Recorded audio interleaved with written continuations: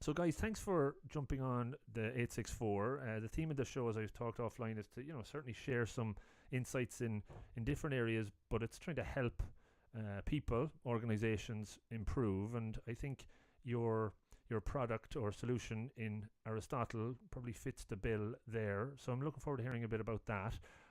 Welcome to the show. Hey Rob, thanks for having us. It's a pleasure, and we love what you do, so it's great to be here. Awesome, awesome. Thanks So, for the invitation. no, it's great to have you both. So maybe we'll start with you, Marius. Give me a 2 minute bit of background about Marius and your story, if you can condense it into that time frame. Sure, yeah, I was born in Greece. I studied computer science and got passionate to build products in the technology field.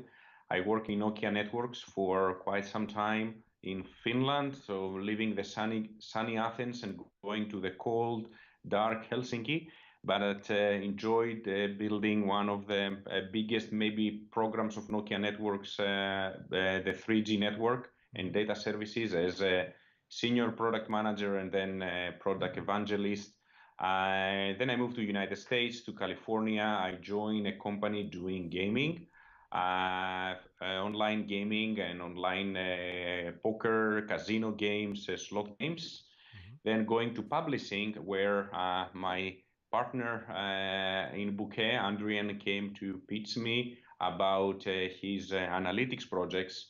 And instead of working together as partners there, we decided to build a new company, BouquetAI, and the product Aristotle.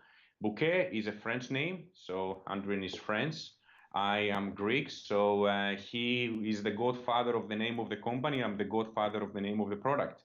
Okay, very very good. And Adrian, can you talk a little bit about your background before the kind of convergence between the two? Yeah, sure. So I was born in France, so we're both European here. I, But d- I grew up in California, in Berkeley, I don't hear much of a and French accent at all. You've definitely got rid of that. well, that's the thing when you get there when you're small enough, right? Yeah, You don't get all the bad habits that we pick up growing up, right? sure.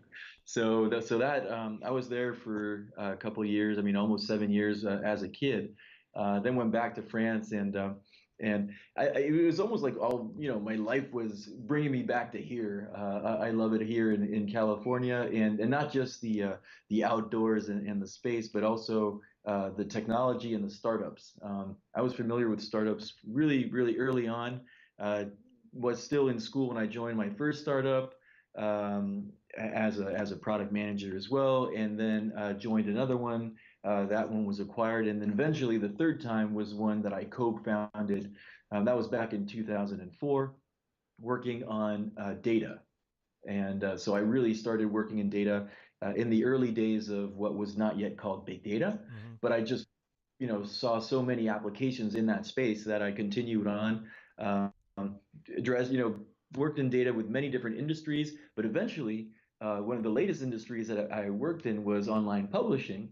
And when I went back to California because customers brought us here in 2014, I met this company that I wanted to work with, and the meeting was with this amazing guy. We got along really well. Turned out to be Marios, and we said, let's ditch all the thing we were doing previously and start a new something new. And that's how we got working on Bouquet.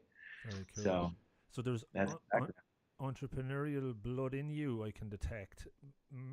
For you, Marius, is your first kind of step into the kind of startup world and taking that risk. Was that a hard decision?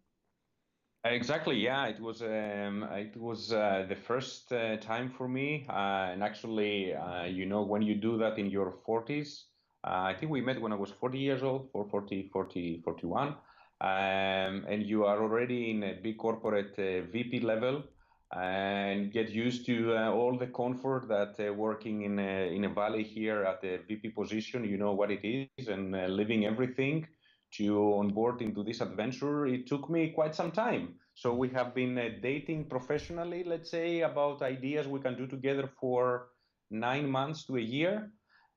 When we decided to start Bouquet, but the project with Bouquet, now called Aristotle, was so exciting that I decided to do this big change in my life.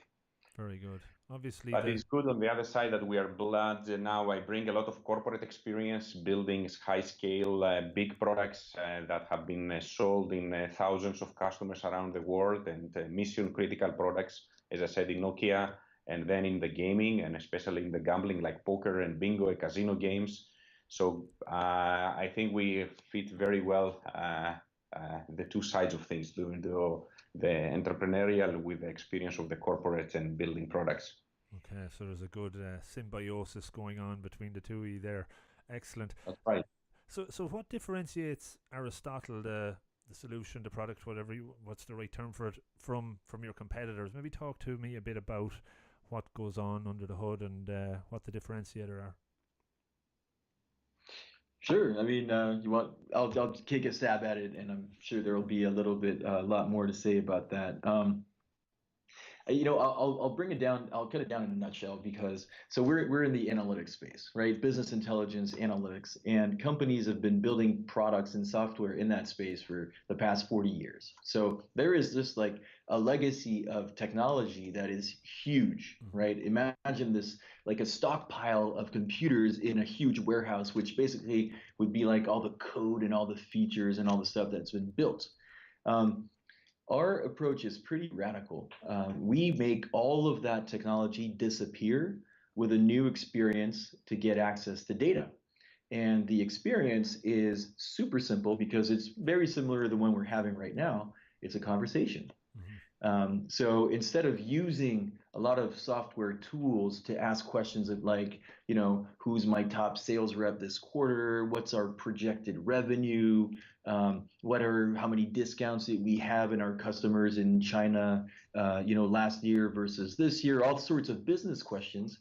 Instead of going into a ton of reports and making things complicated, you just ask a question in plain English using voice or text, and somehow, magically, almost, the answer is going to be crunched and given back to you in natural language as well.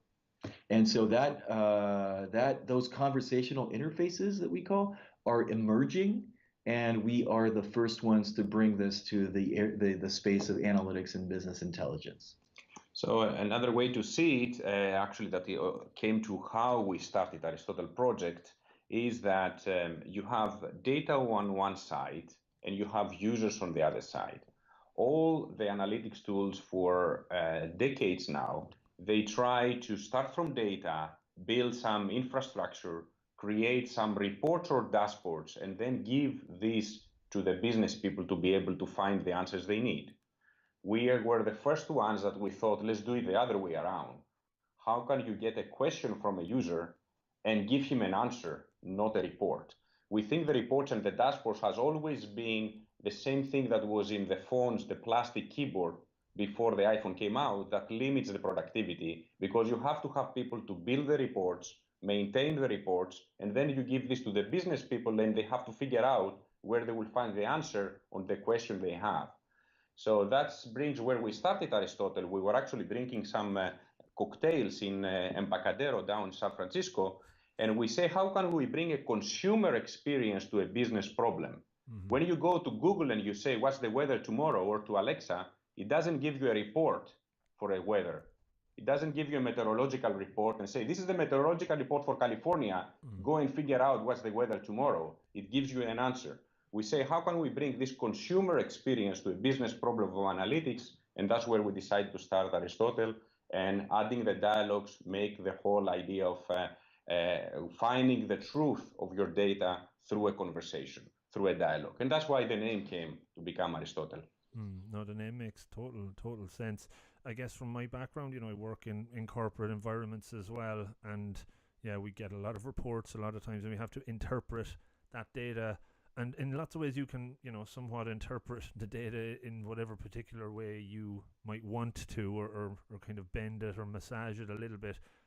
When the question is asked based on the data that Aristotle can look through, how does it, in essence, come up with those answers? And is there a way then to validate it, or maybe talk to me a bit more about that kind of exchange?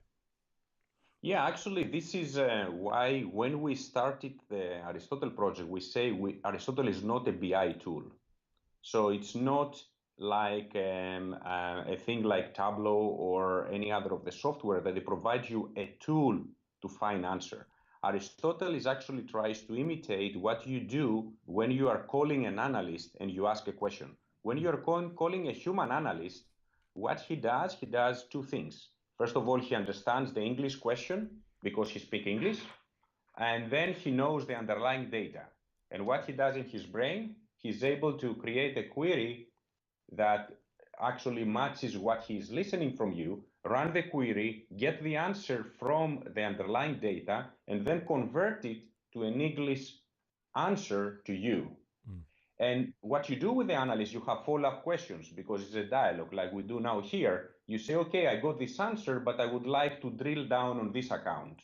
Then he says, okay, let me drill down on this account, and he gives you the information from this account.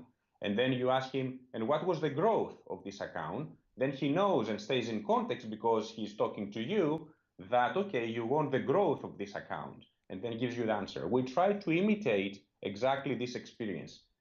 That's why we say we remove completely reports and provide the same experience like talking to a human, like talking to a friend, to an analyst in your company. And this is what makes it unique because nobody has approached it in this way. Because everybody, even they add natural language, they add it on top of reports. So they say you have the reports, so I will create an easy way to search the reports through natural language.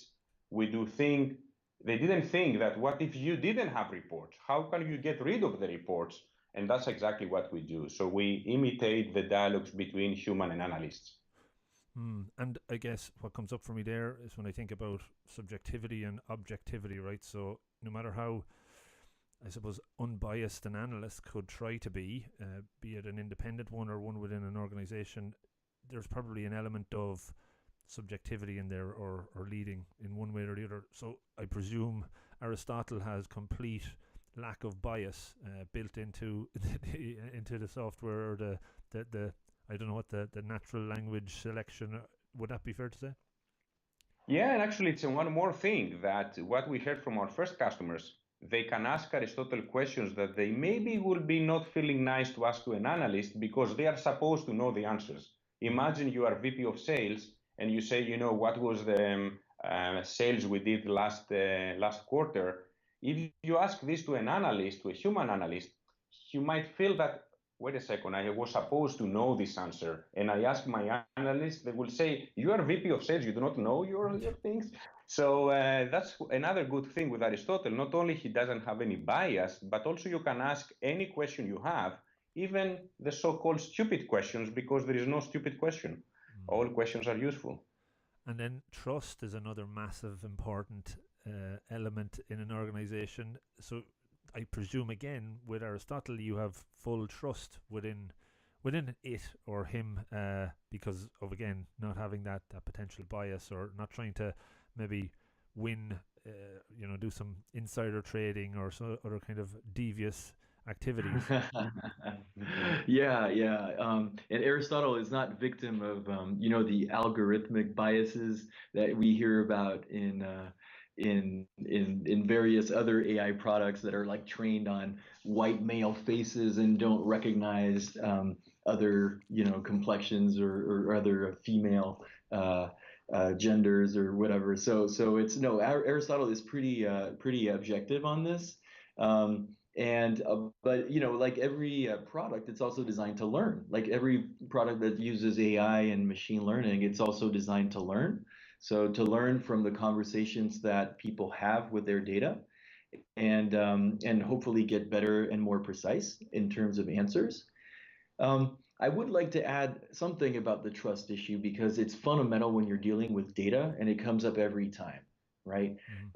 I think if you go back, 20 years or 30 years when people didn't have a direct way to query databases and they started using charts, right?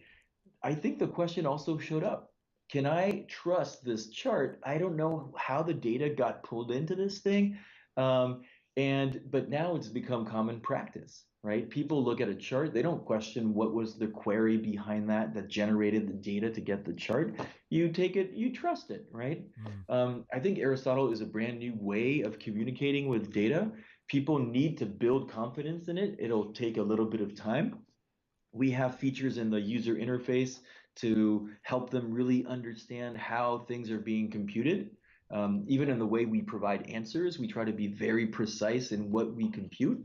But I think that, if we talk again maybe 5 years from now, it'll be obvious. Yeah, sure, people ask questions, get answers. We trust the answers just like we trust a chart. No, it's very, very interesting. And as I said, as we talk more about it, all these other questions are coming up for me. But we're actually way over our 864 time limit already, believe it or not. Really? Yes, Yeah, that's I know. pretty fast. We're up to about 15, 16 minutes. It goes really quick. I think we probably could have or should have done the longer podcast, the 1% better one, to get into deeper stuff, because I never even got to get into future questions. But maybe a last one. So, how you've been 9 months working on this, or how long have you been working on it? Well, a little bit over a year now, because we really started focusing on this we did a transition over the summer of 2017 and really got coding in September. So 13 months in now. 13 months in, and positive signs so far. You've been piloting it with some companies, I presume. Has the feedback been really positive? Is there any kind of massive learnings for you guys that you didn't expect already that came out? Yes, there is. Is that we so over that period of time we've had multiple occasions to present it to people. We attended, Dreamforce, which is like the big Salesforce conference. We had a booth there, so we spoke to hundreds of companies and stuff, and we got great feedback, great interest. Okay, that validated kind of the concept. But what really surprised us is that, we're right at the moment when we started launching really in production just a couple of weeks ago, basically.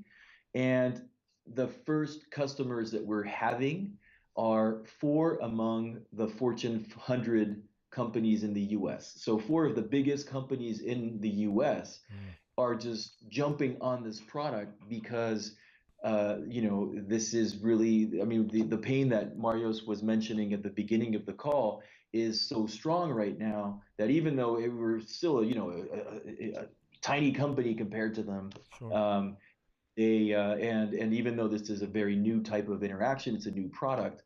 They want to try it, and that really hit us as a very big surprise because we didn't think we'd be working with such big companies so fast.